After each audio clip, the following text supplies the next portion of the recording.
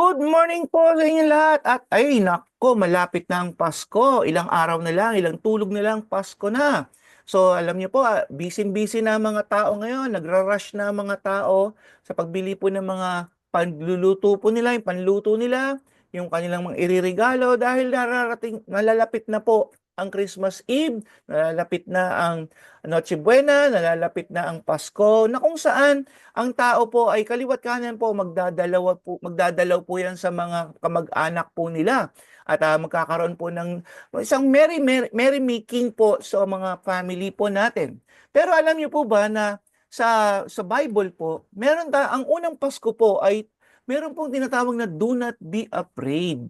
Bakit po? Makikita po natin pagdudugtungin natin po, ito pong nangyari po nung bago dumating ang Panginoong Hesus dito sa mundong ito.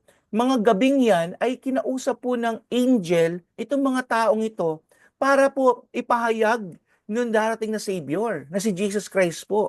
So ang title po ng ating pag-usapan for today is The Voice of Christmas. Ang sabi po doon ang Bible, do not be afraid. So the voice of Christmas is about not to be afraid. Tingnan po natin, basahin po natin ang salita ng Diyos dito sa Matthew 1, verse 20 to 23. Sabi dito, but while he thought about these things, si Joseph po ito, kasi narinig niya, nalaman niya na si Mary ay nagdadalang tao. Then sabi dito, behold, an angel of the Lord appeared to him in a dream, saying, Joseph, son of David, do not be afraid to take you, Mary, your wife. So para nagdadalawang isip na kasi si Joseph, pakakasalan ko ba to? Bakit? Kasi buntis tong si Mary. So kinausap siya ng angel. So for that which is conceived in her is of the Holy Spirit. So nagkaroon po ng baby sa tiyan ni Mary because of the Holy Spirit. And sabi ng verse 21, and she will bring forth a son, and you shall call his name Jesus, for he will save his people from their sins. Verse 22, so all this was done that it might be fulfilled, which was spoken by the Lord through the prophet, saying, behold, the virgin shall be with child and bear a son, and they shall call his name Emmanuel, which is translated God with us. Ayan. So, titingnan po natin, ang Pasko po, makikita natin talagang masaya. Pero before nangyari po yung Kapaskuhan na yan, before nangyari yung kapanganakan ng ating Panginoon, meron po mga senaryo na ito po yung pag-uusapan natin. Bakit sinasabi ng angel, do not be afraid? Alam niyo po, sa tuwing darating ang bagong taon, panibagong reset na naman ang yung pong let's say yung sa weather forecasting po natin, nagre-reset sila because sa January, panibagong list of names na naman ang darating na bagyo. 'Di ba? Mga iba-ibang mga sakuna at meron pang ibang bagay din kagaya ng mga pagputok ng bulkan. Binabantayan po lahat 'yan ng ating gobyerno. So, alam niyo po, yung uncertainty na meron tayong kakaharapin kinabukasan ay hindi po natin alam. So, ito pong mga bagay nito, lalo-lalo na sa pagdating nitong Emmanuel ng Panginoong Hesus, nag-iintay sila pero biglang dumating yung mensahero, which is ang angel, at ang sabi lagi ng mensaherong yan, do not be afraid. So, bakit kasi? Ang nangyayari po kasi tayo, sa atin po, bilang mga tao, tayo po ay nagwo-wonder. Even though nag-iintay tayo, pero madalas po kasi, tayo po ay nakakaranas ng takot. Yes, let's say, 2025, you're expecting. Ano ba mangyayari sa 2025? So, dahil uncertain things, hindi natin alam kung ano magiging future natin, we are just wondering na bahala na kung darating itong bagyo, bahala na kung ano mangyayari sa akin sa work ko, sa career ko, sa buhay ko, sa love life ko. So bahala na yung word, lahat bahala na. Ngayon ito kasing si Joseph at ang ating pong nabasa po nga dito, narinig niya kasi nagdalang tao si Maria. At nung nagdalang tao siya, dapat magpapakasalan, naka-engage na po sila eh. But the thing is, nalaman niya siya ay buntis. Kaya siya kinausap ng Panginoon. At dahil doon, alam niya yung future, manganganak si Maria. Pero yun nga, dahil doon nalaman niya yung future, natakot siya. Naku, baka stone to death ito, ganyan-ganyan. Ganun. So maraming mga tradisyon at law kasi nung araw sa Israel. Ngayon, so magbaback out na sana itong si Joseph. But the thing is, kinausap siya ng Lord. Kinausap siya ng Lord through the angel. Sasabi din, do not be afraid. Take your Mary as your wife. At dahil nga doon, sinabi pa sa mga verses na to, ipapanganak daw ang Emmanuel, which is God with us. So makikita po natin dito sa mga uncertain things na mangyayari sa ating kinabukasan, sa future po natin, sinasabi po ng Panginoon dito na we should learn and always in mind, 'di ba, na si Lord ay nasa sa atin. Alam niyo po ba ang translation ng Emmanuel, ibig sabihin God with us po 'yan. Kasama natin ang Diyos. So sabi nga ng Panginoon dito sa verse na to, do not be afraid, said to Joseph. Sasabihin ko sa inyo, do not be afraid, Robbie. Do not be afraid, Ronald. Do not be afraid kung ano man ang pangalan mo na nakikinig sa akin ngayon. Because God is with you. God is with me. Hallelujah. Alam niyo po ba na there are only um, three verses in the Bible na makikita niyo po ang salitang Emmanuel o Emmanuel. So dito po ay makikita niyo yan, yung tatlong verses na yan sa Isaiah 7 verse 14. Ulitin ko, sa chapter 7 verse 14, yung salitang Emmanuel, dun niyo lang po based on my research, dun po niyo makikita ito. Sa Isaiah chapter 8 verse 8 and Matthew 1 verse 23.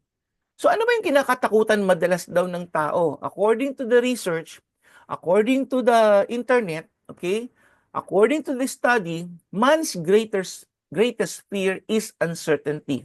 Hindi natin kasi alam yung future. That's why nauuso po minsan yung horoscope, nauuso minsan yung bilog na perlas o yung bilog na ilaw na ganyan.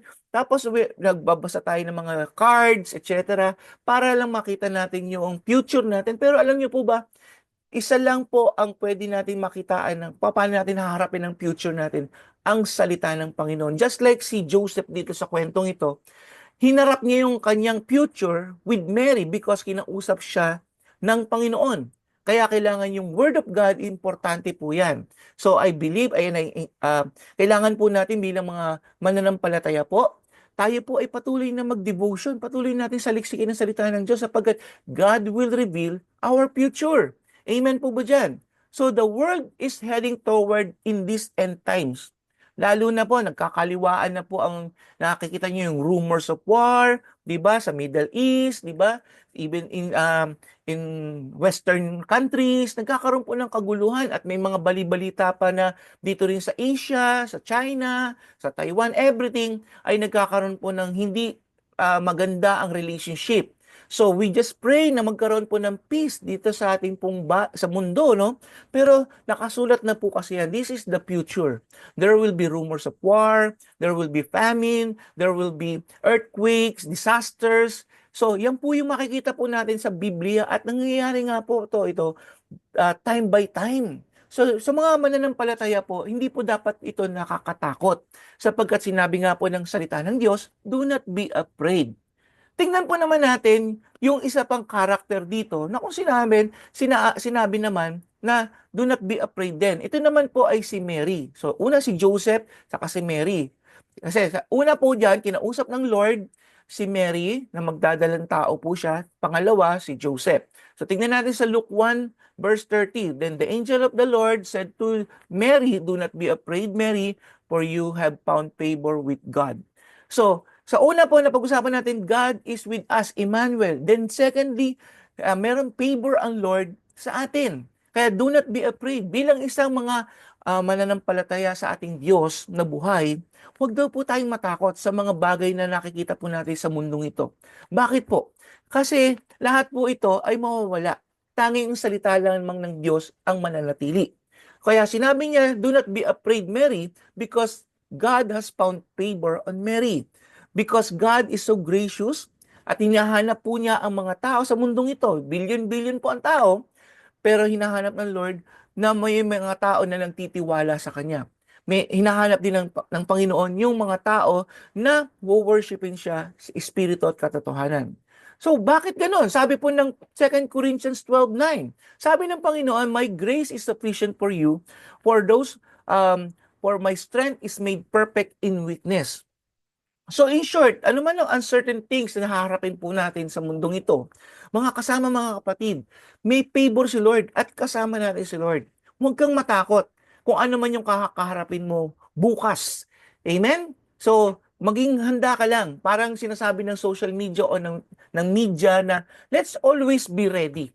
Kailangan mong ihanda ang iyong sarili. Ngayon 2024, malapit na matapos na naman ang taon, make sure na ready ka. Ano man ang haharapin mo, maganda man o pangit yung haharapin mo sa 2025, kapatid, kasama mo ang Diyos at may pabor sa iyong Panginoon.